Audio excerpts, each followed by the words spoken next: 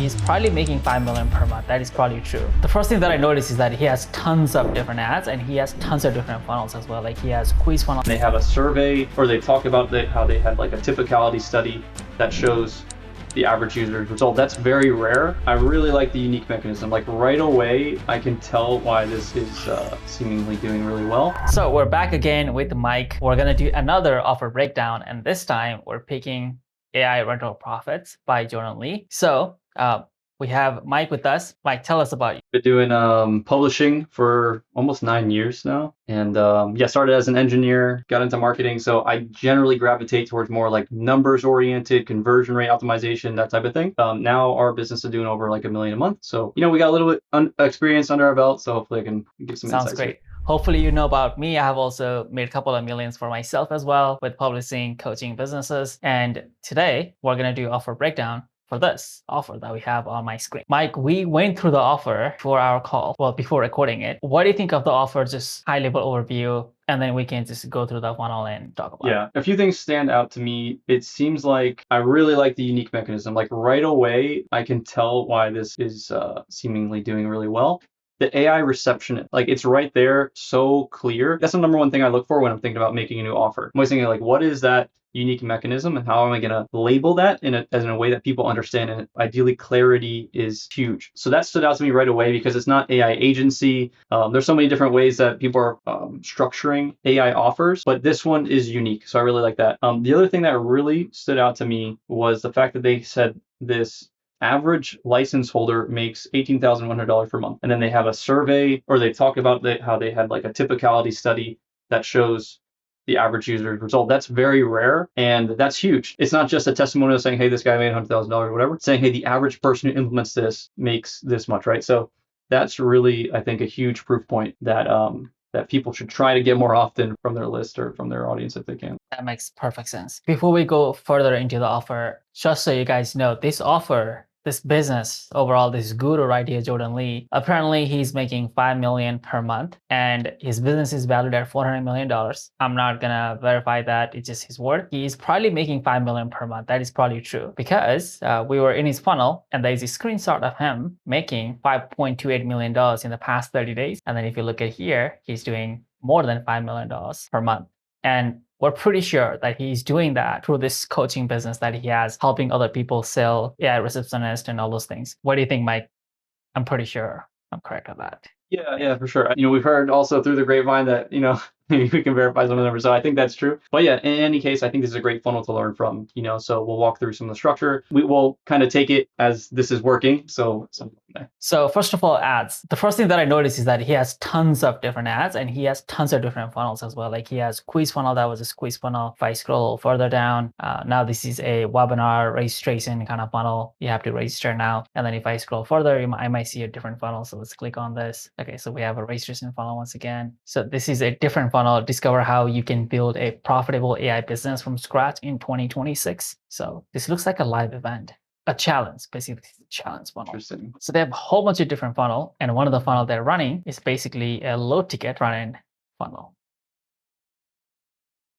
And it is super slow for some reason. It's kind of cool to see like the different angles that they take with it. It's like you can have one offer and you can attack the market from different angles. You can go up market, down market, right? You can go horizontally. So what I mean by that is like you can take an offer about AI and have a mass market version of it, right? So make it super simple to understand. Then you can take an offer and make it more sophisticated. Maybe that's just a book a call funnel where you're just going straight to call, right? You can move horizontally. So you're like, okay, we're targeting this specific avatar with this angle. Now we're going to do another funnel or a different maybe set of ads and headlines that are targeting a completely different avatar or a different way of framing that. So it's like, how can we move around this matrix of the market, but still ultimately have the same business, right? It still all goes to the same business, same backend, same everything, but we can just maximize like how much we're able to capture of the market, right? It looks like he's doing a good job of that here. The only downside of that is it's hard to optimize so many things. You got to take strategic bets when you're doing this. Like, okay, is it worth my time of making another version of this funnel? So that's where like validation testing comes in and trying to make mini versions of things before you go fully into building an entirely new funnel. You want to validate like, okay, this angle works or this new avatar works or whatever. From my perspective, they are going after bizarre, and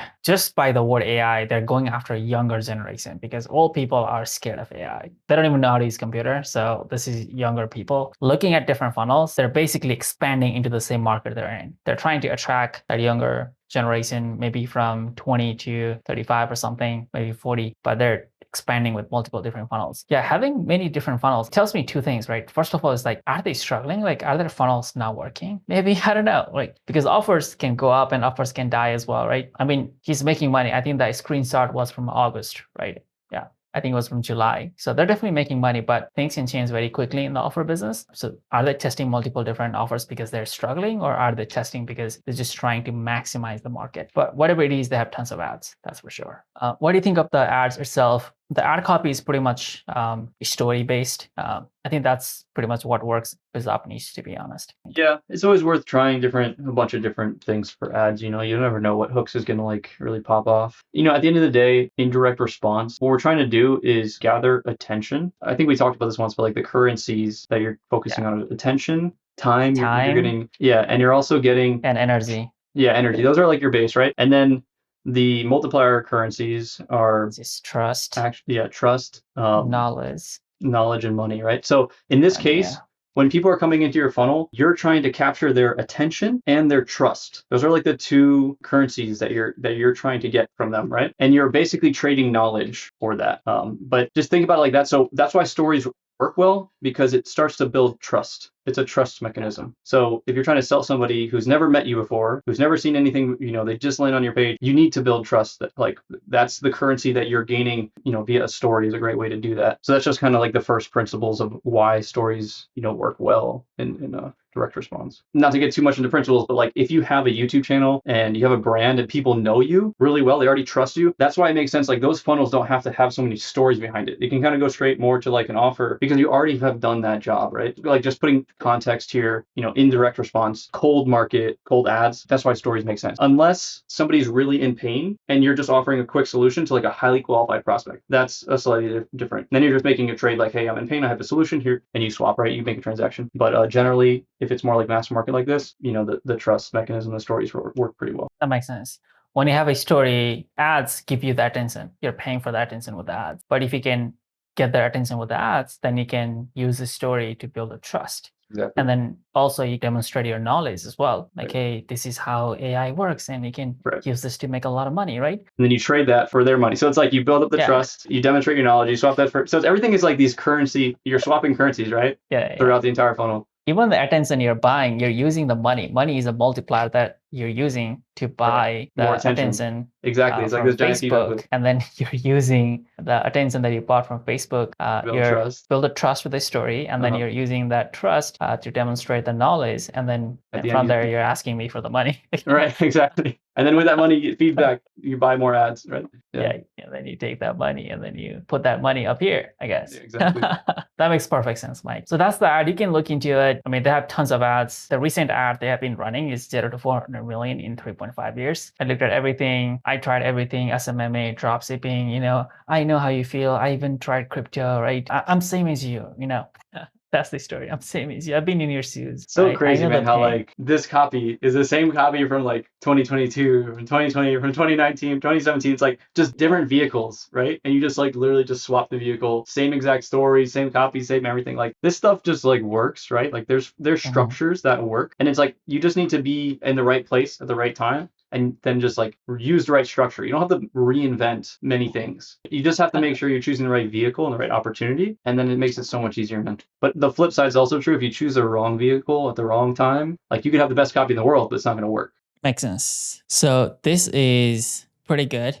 They have tons of video ads as well. This is actually an AI video ad, by the way. Cool. This is an AI. Looks pretty good, Mike, actually. I know you have an AI software, right? Yeah. Cool. I should do something like this. I'm going to make something like this. Yeah, this it makes sense. On video. stage. Yeah. Because it's like kind of creates trust, right? When you like you're using credibility symbols, but that's cool. How do you know it's AI? It's unnatural. It's 100% AI. Definitely just that way. And this also, even the asking the question just feels. That's cool. I'm gonna do this. I'm gonna make an ad set that's just like on stage asking questions. We're able to do like full length ads now, so I'm gonna do something like that. Amazing.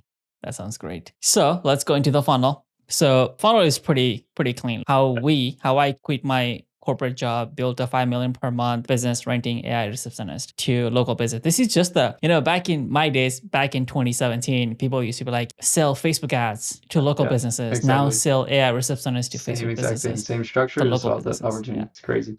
Some things real quick at the top. I Yeah. like the trusted by 300 plus verified customers with the images as well. 5 stars. That's huge. And then I do like this little red dot breaking because Yeah. it just kind of like makes your eyes go there, right? And then the AI receptionist again, like italicized and a little quotation.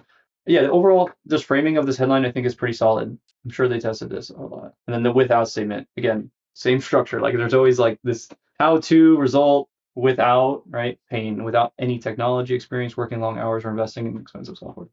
Feel like there's a lot of things happening here. First of all, they're building the trust right away. Second, I do like the breaking, but I do like the ChatGPT and short-term rentals. I feel like Oh, it's that's just the cool. thing. Yeah, They're using that that's great. ChatGPT and short-term rental is like That's just solid. I feel like a rental because of the Airbnb, it just has become this popular thing that everybody Right. kind of knows about it. And using ChatGPT with it, it's pretty cool. And AI receptionist is very fantastic to local so business. true. I think if they had said anything else, I feel like it may not have worked as much. Yeah. Is my I think you have a really good point. Like I missed that, but it's so true. Like one of the objectives of a headline is to think about like this. You're like, how do I use the mental models this person already has to explain my idea? What you're trying to optimize for is like the least amount of cognitive load and the most amount of understanding. If you were to like try to explain like, hey, here's how LLMs and like, you create a license thing, it's like, what are you talking about? But if you say ChatGPT, I know that is short-term rentals. I know what that is. Oh, they're like combining. Oh, I'm interested in this. AI receptionist. I pretty much know what that is. This makes sense already, right? Like with 3 words. Like if they got this wrong, it doesn't matter like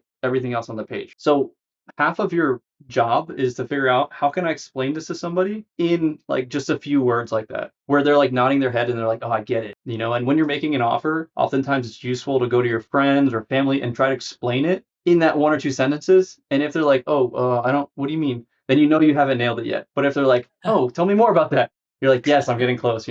So it's pretty cool that I feel like they kind of nailed this one. Also, I played this video and I paused it right away. I paused it like within like 2 seconds of playing this video, and like within 2 seconds, I like ChatGPT. Like there's a Right. logo ChatGPT, and there's just really drilling down the idea of like using ChatGPT and short-term rentals. Also, that I noticed that just resell our AI, which means you don't even have to now learn to create the AI receptionist. Like it's already done for you, right? And then average license holder makes 18,000 per month. So Yeah, they really nailed like within the first few seconds of the page, you kind of get it. You get the value proposition. You see the benefits. They didn't say only 1 or 2 hours a day will work to 2027 plus. That's pretty cool. It's like, oh, is this only going to work right now? Did I miss it already? It's already like so many objections got handled in the first few without even scrolling, like basically above the fold. this is pretty good. Okay. And then you have the copy here, which you see selling into the idea. What do you think of the copy?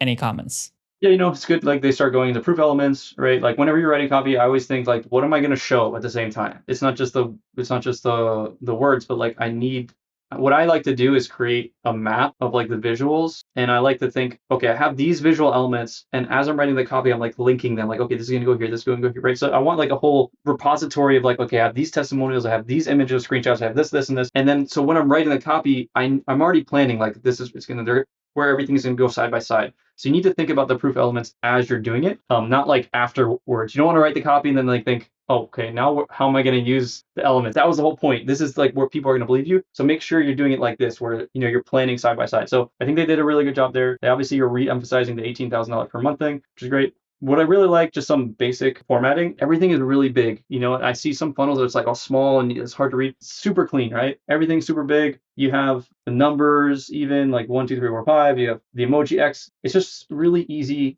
to scroll through. And that's the thing. Like people aren't going to read all the words. They're just going to scroll through this part. So you want to make it easy for them to get the big ideas. Yeah, it's resell. The resell is interesting. I think there is this idea now, like you don't have to create your own product. You can sell other people's product. And I think the resell is pretty fascinating. Okay, Yeah. so more testimonial, a lot of testimonial actually. Yeah. Here's a sneak peek of some of the AI receptionist. you can resell starting today. So I guess you can watch this video. Oh, he actually demonstrate, like this is actually a video showing how it works. And here's everything you're gonna get. So all those things, okay, some bonuses as usual, some of the testimonials. So you can watch the video as well if you prefer. And yeah, as you can see, a lot of younger men. Oh, there's some older men as well. And then that's it, FAQ. So the funnel is pretty simple. It's pretty much a lot of testimonials showing them how it works, and then just some copy, how big the opportunity is. I feel like it's a pretty simple standard low ticket funnel. Yeah. If this is all legit, which it seems like it is, it's hard to say why it wouldn't work, right? It's like there's so much results here, you know? So this isn't just like a fancy copy. It seems like a super legit business, wonderful testimonials and results. On top of that, really good copy, really good, very clear explanation of what things are. So kind of have like the trifecta, right? And then assuming these numbers are like right, which it seems like it is, like 5 million a month, it makes sense, right? When you have this many students getting results, it's not just like fancy copy or whatever. So much of this is about having a legitimate business too, right? That makes sense. Yeah. Many time in BizUp, that's kind of hard to find. But if they say their average student makes 18,000 per month and they've done the survey, which is great. Like many people don't do that. Let's go to the order form. So I'm going to enter the email. Resell our AI. Let's resell their AI. All right, so we got a coupon that expires in 3 minutes, so we better hurry up. So there is a social proof element right here, which is fantastic. 4.8 star rating, normally 47, today only 17. I like that the email gets carried over because sometimes like I have to enter the email twice, which I don't like it. And then all the bonuses, I do like this instant access. Oh my God, they have like 3 order bumps and it's giant. That's interesting. 365 days money back guarantee, more results, and that's it. Okay. What do you think of the page? We probably want to look at it in mobile too, which we didn't do for the other page, but let's do this.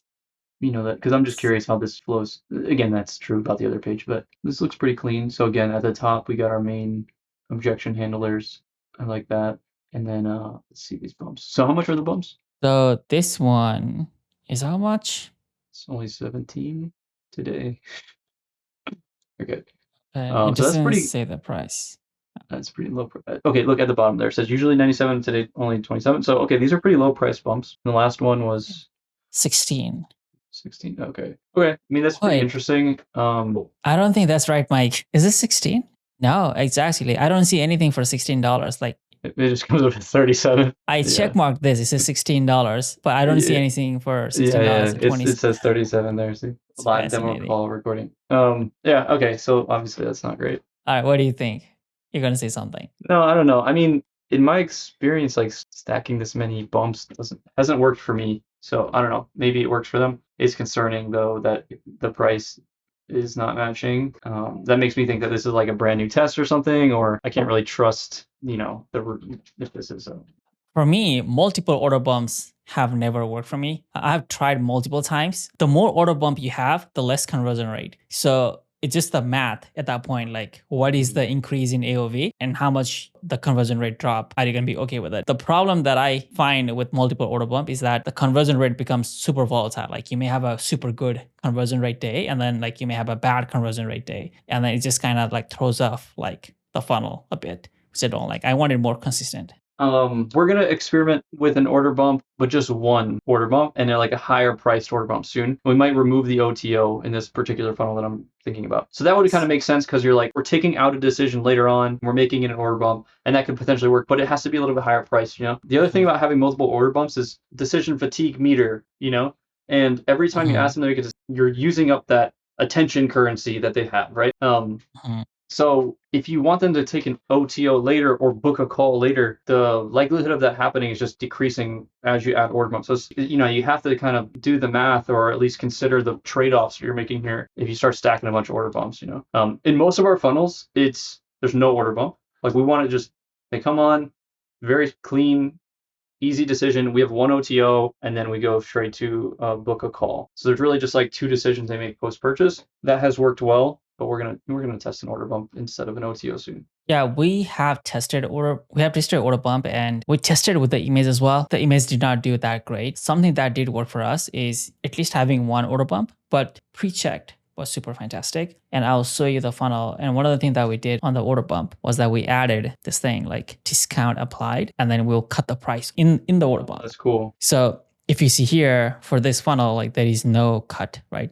and it just says the product name. But we tested it, and having discount applied and having this does work better. And then we also made sure like having the reviews thing right under the button is also good as well. So that works for us. And then yeah, having pre-checked is pretty good as well. Pre-checked with this works better. If it's just pre-checked, it still works fine. We found less people unchecking it when we had this, basically. Yeah. Because What there are about, people like- who uncheck.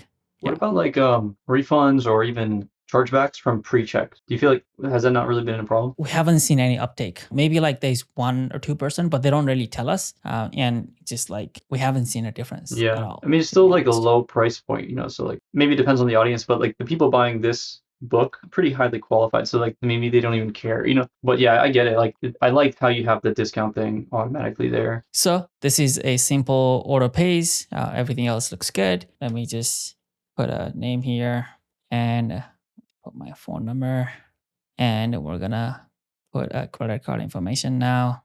Oh, that's pretty cool. Uncheck market automatically scrolls down. I thought that was pretty cool, like sending me back to put in the credit card information. Start reselling our AI today.